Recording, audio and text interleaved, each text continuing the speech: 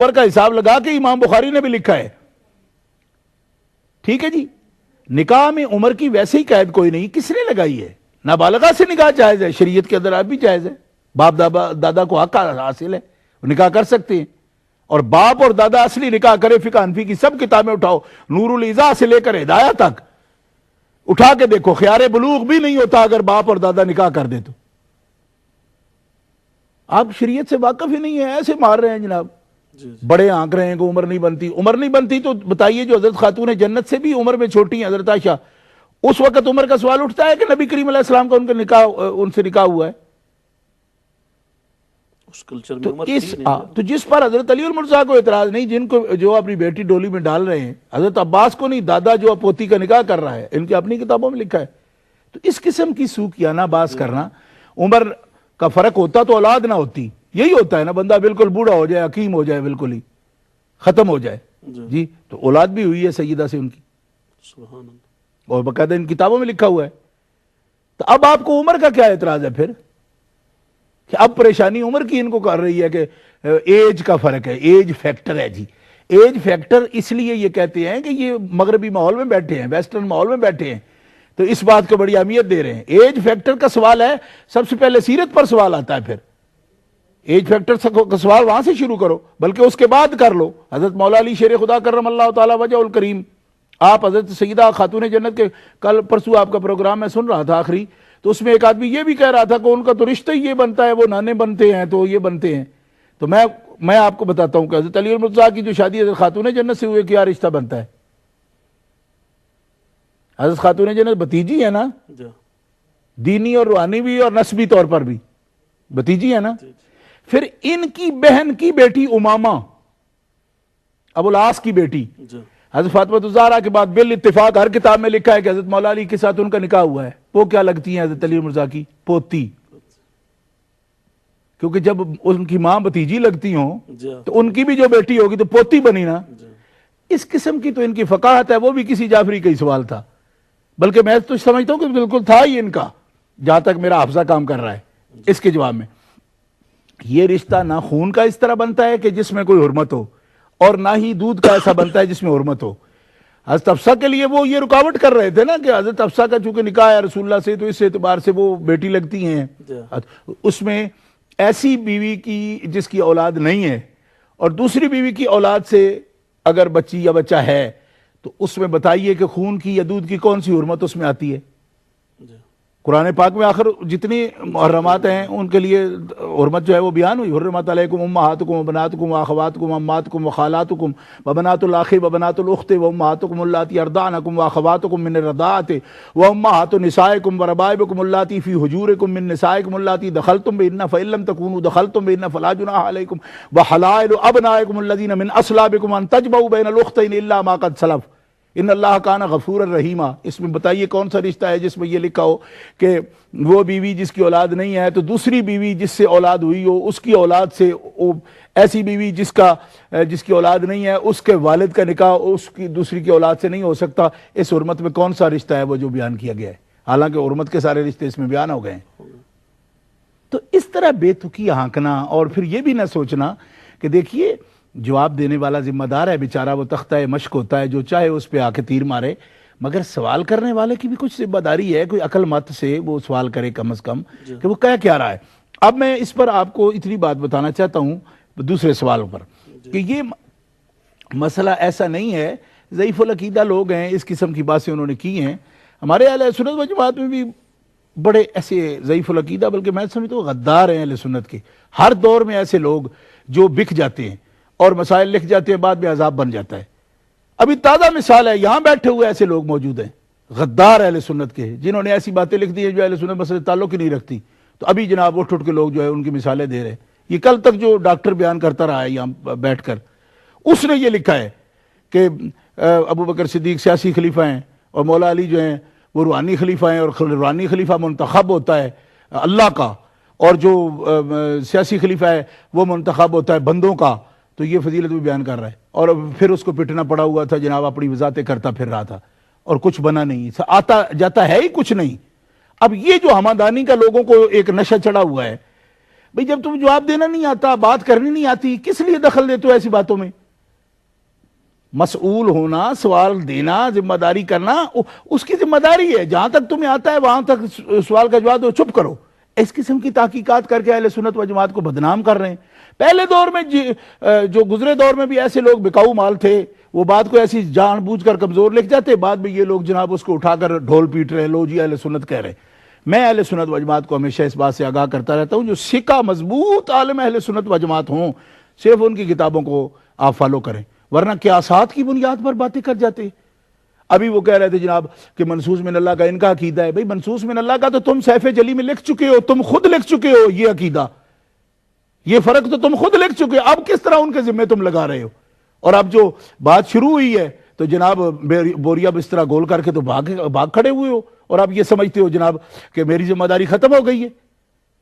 اور کل تک جو ہم سے کہتے تھے جی کہ ہمارے سیدی کا پتہ نہیں یہ عزت نہیں کر رہے، فلاں نہیں کر رہے، آج وہ لوگ کہاں مرے ہوئے ہیں، وہ کیوں نہیں اٹھ کے جواب دیتے اس کا؟ وہ اسی ملک میں رہتے ہیں نا، تو کیا ہمارے ساتھ لڑنے کے لیے وہ بیٹھے ہوئے ہیں؟ کیوں نہیں جواب دے رہے؟ اگر ان میں غیرت ہے، کوئی حمیت ہے ان کے اندر، تو وہ کیوں نہیں جواب دے رہے ان باتوں کا؟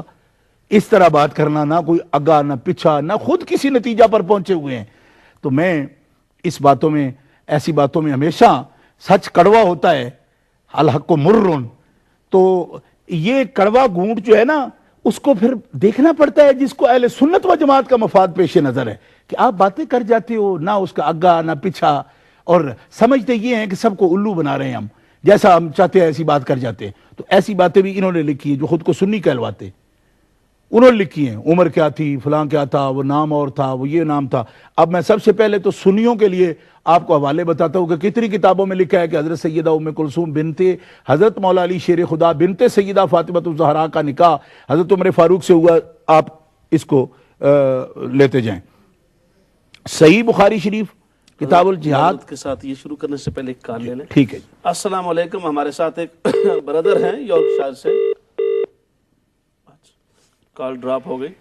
صحیح بخاری شریف کتاب الجہاد صفحہ نمبر جلد نمبر 1 صفحہ نمبر 453 پر یہ حدیث پاک موجود ہے کہ حضرت سیدہ ام کلثوم کا نکاح حضرت مولا علی شیر خدا نے حضرت فاروق اعظم سے کیا۔ سنن نسائی صفحہ نمبر 280 پر یہ حدیث پاک موجود ہے۔ کتاب السنن میں جلد نمبر 3 صفحہ نمبر 130 پر موجود ہے۔ المستدرک میں حضرت فضائل حضرت علی المرتضیٰ رضی اللہ تعالیٰ عنہ میں تیسری جلد میں صفحہ نمبر 142 پر یہ حدیث موجود ہے۔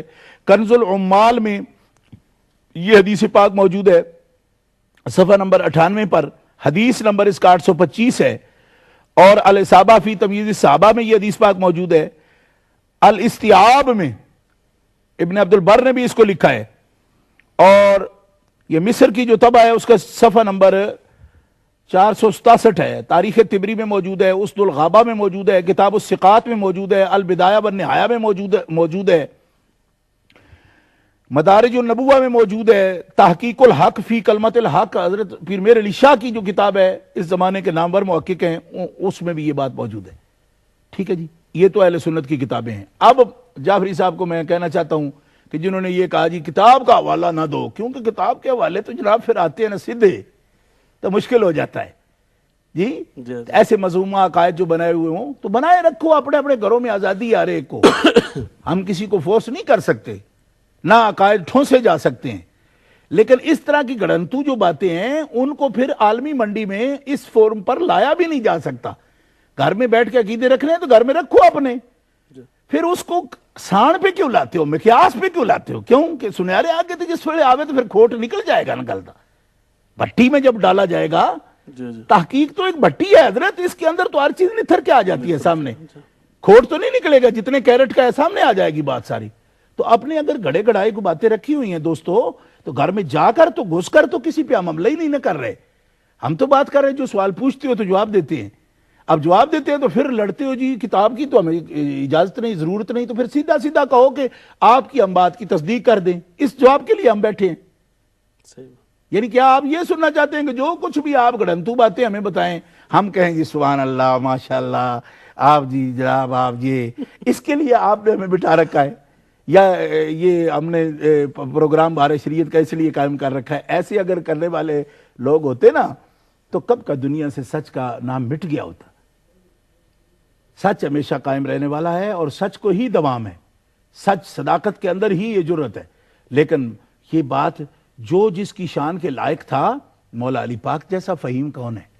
اگر حضرت فاروق اعظم رضی اللہ تعالی عنہ کو اس قابل نہ سمجھتے عمر کے لحاظ سے بھی یا مرتبے کے لحاظ سے بھی، تو کبھی یہ نکاح نہیں فرماتے آپ۔ صحیح بات۔ اور یہ سنیوں کتابوں کے بعد یہ دیکھو شیعوں کتابیں، فروع کافی، کتاب النکاح، باب تزویج ام کلثوم، جلد نمبر 2 صفحہ نمبر 161،